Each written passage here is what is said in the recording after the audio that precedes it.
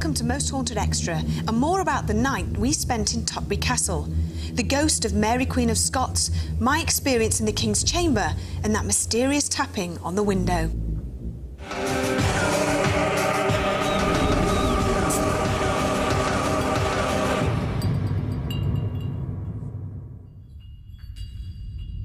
Mary Queen of Scots described Tutbury Castle as a vile place, exposed to all the winds and injuries of heaven. However, recent sightings of the tragic Queen suggest she has returned. But why? Just like love, unhappiness can bring back memories. I will probably look back to those bad times, go to maybe where that unhappiness was, and then reflect and say to myself, but look, now, presently, look how happy I am. So that's the past. And I feel that's why she's gone back to Tutbury. Aye, 5'11", a foot taller than the average woman, cascading red hair down my back, a sign of who I was. To be famous, you have to have something a little special. You have to have charisma, aura, a presence, an energy. Do you not realise I have been in your mouth, all of you, since you were children? Mary, Mary, quite contrary, how did your garden of spies grow? Their presence is felt, is left behind. Just in a way that when you meet someone famous or slightly different, you actually say, gosh, they made an impression on me. With silver bells, a sign of the Catholic Mass when the host is held up. Cockle shells, a sign of the Catholic pilgrim. And little maids all in a row. I had 4 beautiful maids, all called Mary. Is it not possible that that famous person can actually leave an impression of themselves, possibly recorded in the stonework of the castle where Mary was imprisoned? Could Leslie's dramatic reenactment have something to do with Mary's return to the castle? Leslie believes her costume provokes paranormal activity, and visitors have seen a ghostly hand pulling the curtain back behind her. Like ourselves, when we're in the physical body, if something has been staged, our natural instincts say, look in on it, you know, show interest. It's no different for the spirit people. This is all an illusion. I am closer than you think. Before Derek arrived with Leslie in costume, Phil and I decided to go with her into the King's Chamber, the scene of much activity. We've had 2 people collapse in there. One speaking in another voice, which was very unpleasant. We also get a large figure that will come into the room of a man, a big man. And that's only happened on 3 or 4 occasions when I'm aware of this dark shape coming into the room. Sometimes we'll hear a slight growling sound, which is most unpleasant. But would we stir the spirits into action? Phil had his digital camera. We turned the lights off and waited. We didn't have to wait long. I felt this change and I knew there'd be movement. There was a movement at one side of the room. And so I said, Rebecca, come over here. Took her hand, I didn't tell her what. That was weird, just reaching into nothing. Then I felt a strange heat under my fingers. I said, it's this child, this is the height. And although I've just said I didn't tell her what, I didn't tell her what the reaction would be, and I got it. It was red hot. She said it was like sponge bouncing. And that's what we get. People sometimes feel boiling hot or they feel freezing cold. And it moves, it goes from person to person. Some people have had a camera or a little handbag lifted away from them, as if she's being nosy.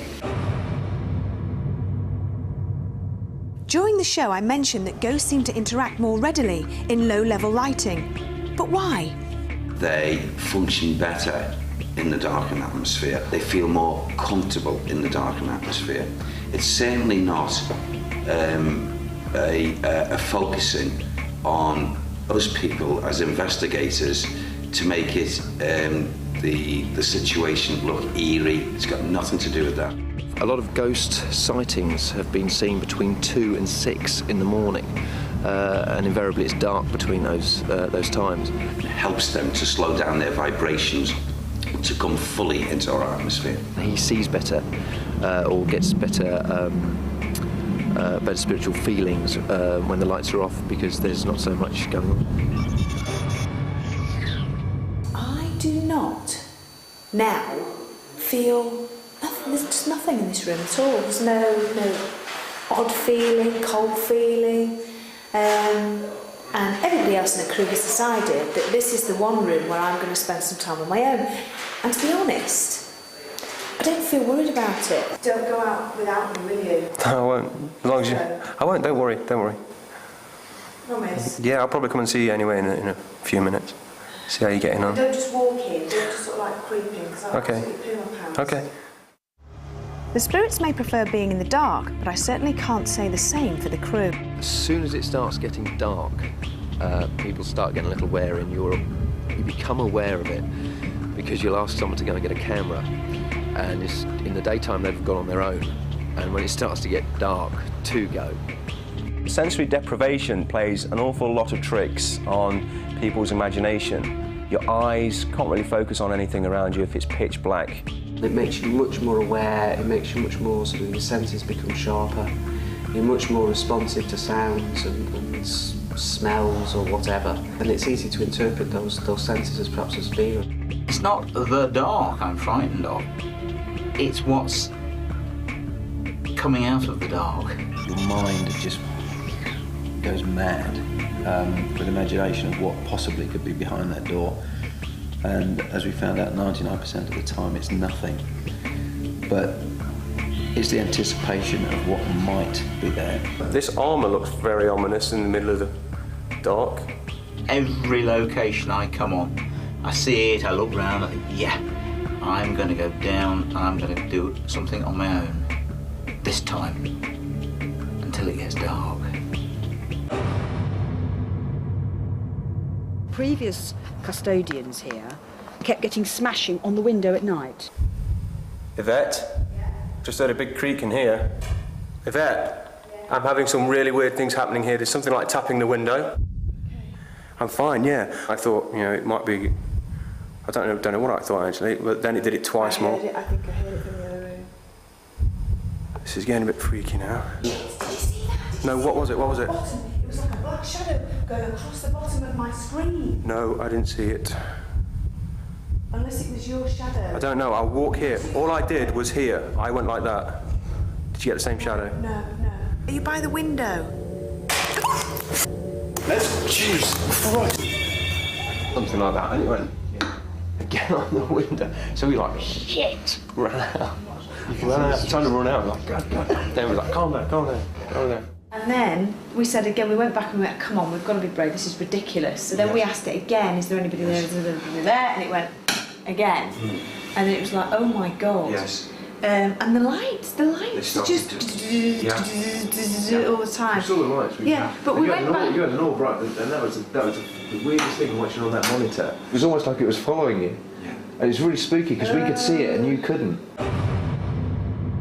With the activity that's gone on in here tonight, and the fact that things have been happening with this window, and things have been wrapping on that window, I think we should occupy this area here, by the window. That sounds good to me.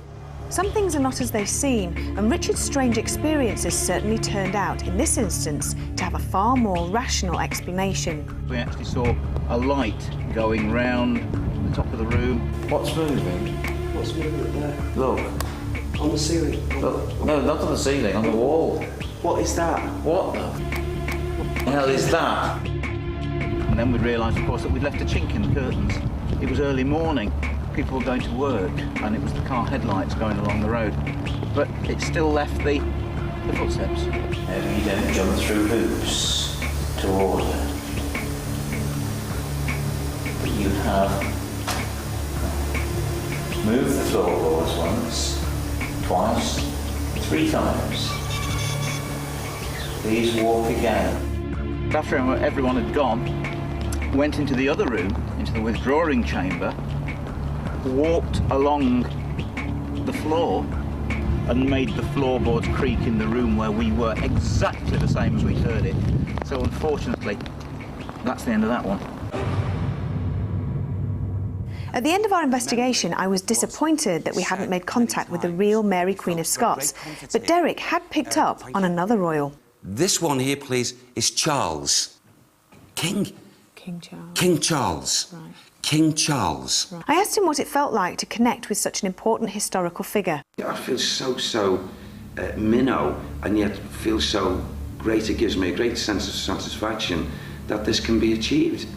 I never have believed a number of years ago that, you know, I find myself in situations, in investigations with the Most Haunted team, to have the sheer pleasure of, you know, actually communicating with these very, very famous people. And I think it's just, wow, it's the greatest reward in the world to me. And also, in the conversations, if they've been so kind enough, to be told something by someone of great history, something so personal. I just want to pinch myself sometimes.